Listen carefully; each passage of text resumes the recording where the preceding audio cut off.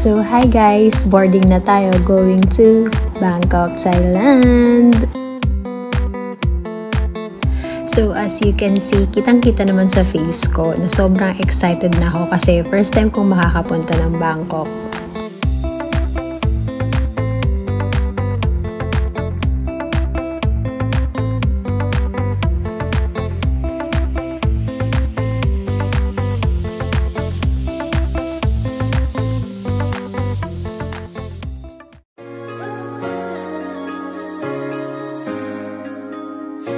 So ayan, andito na tayo sa Bangkok.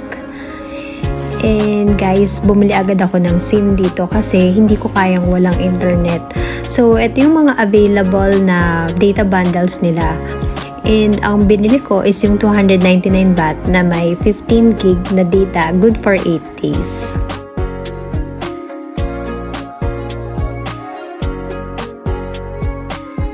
So, ayan, may SIM card na tayo at ang saya-saya.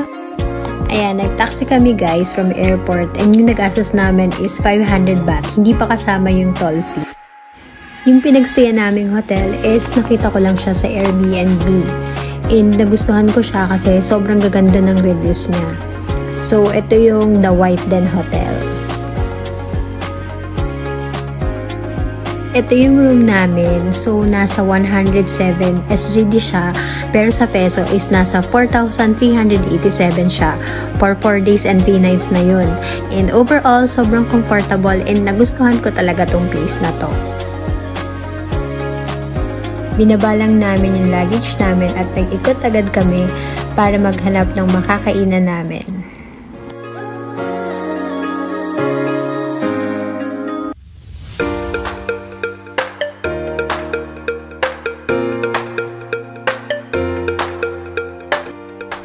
Ayun guys, so parang nasa Pilipinas lang din.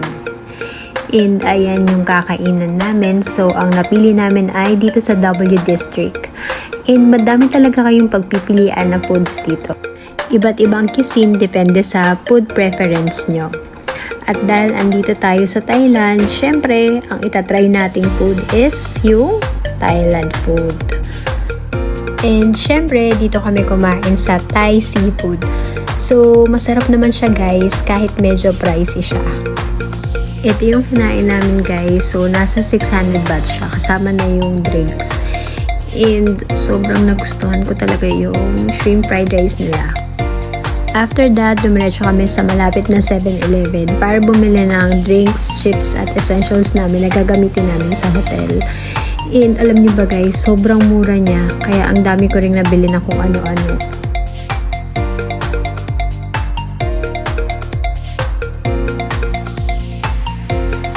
So guys, at syempre dahil nga po hindi mawawala sa part of the day ko ang ice cream, bumili ako ng cornetto.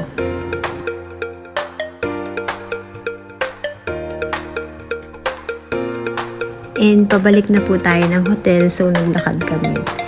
Na-enjoy ko talaga tong paglalakad namin during this time kasi ang dami naming nakitang place na pwedeng kainan. And ang dami ring tao kahit late night na. So, this is it. Ito po yung first tour namin. So, makikita-kita po kami sa Central Rama 9 dito sa Bangkok, Thailand. So, binook lang namin siya sa Klook for 42 SGD.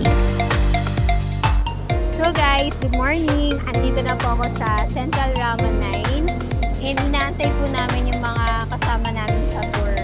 So, di ba yung tour namin magsa-start ng 7:30 pero yung call time niya is 15 minutes before 7:30. So, ayun, sobrang aga namin. And wala kami makainan dito kasi close pa silang lahat. Ayun guys, so see you later! And ito na guys yung start ng tour. So, for 1.5 hour po yung papunta doon. And, syempre, medyo malayo talaga siya. So, dito sa tour na to, nakatulog talaga ako as in. Kasi ang haba nung biyahe. So, okay na din kasi wala rin akong tulog the night before ng tour na to. Ayun. At syempre guys, hindi kayo maiinip kung ang kasama niyong tour guide ay si Noni. Kasi sobrang cute niya at ang kulit-kulit niya.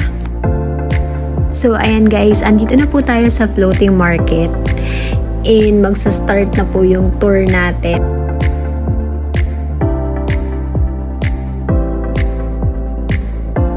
So guys, ito na po yung floating market dito sa Thailand. And here, madami kayong mabibilhan na souvenirs na pwede nyo ipagpasalubong to your relatives and friends. Medyo mahal nga lang siya. And alam nyo ba guys, bumili ako nitong coconut ice cream. And sobrang sarap niya. Nagustuhan ko siya, promise. Gusto ko pa nga ulit bumili ng isa eh. Kaso sabi ko, baka naman kasi masobrahan ako sa sweets. And guys, nabili ko pala siya for 60 baht. And bumili din ako ng sticky rice for only 150 baht. Actually, yung napanood kong vlog before, sa iba it's 100. Pero napunta ako dito, 150 siya guys. Ayun, masarap naman din siya at sulit. And sobrang nabusog talaga ako nung nag-floating market ako kasi puro pagkain lang yung binili ko. So guys, kung talagang mahilig kayong kumain, sobrang mai-enjoy nyo tong Thailand. Ang daming foods at ang daming drinks. Sobrang magsasawa din kayo sa mga milk tea rito. Kasi sobrang ang sasarap talaga guys. As in, mananaba talaga kayo kapag nagpunta kayo ng Thailand. Pero syempre, hindi nyo siya pagsisisihan. Kasi sobrang mag-e-enjoy talaga kayo dito. Lalo na kung mahilig kayong kumain katulad ko.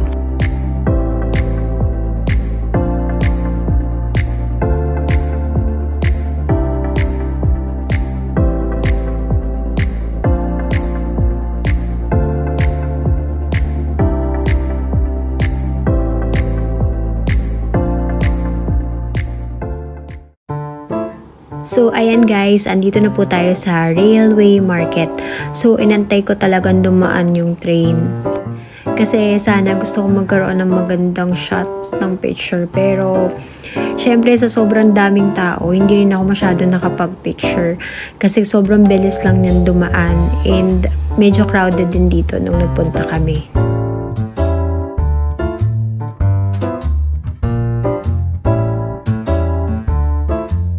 So, tinry din namin mag-ikot-ikot para magtingin ng mga souvenirs and pasalubong for our friends and relatives. So guys, bumili kami ng scarf for only 100 baht. And bumili rin kami ng parang pants na tigwa 100 baht lang din yun. Sobrang mura lang guys, as in.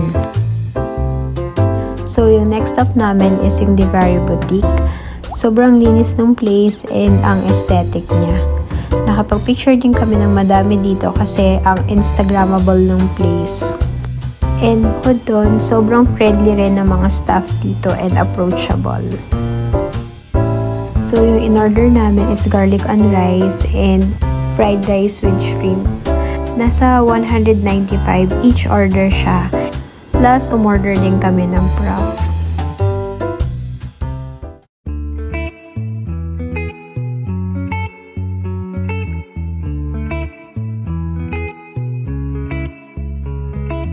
So, andito na tayo sa Ampawa Shui Cafe. And guys, ang ganda dito.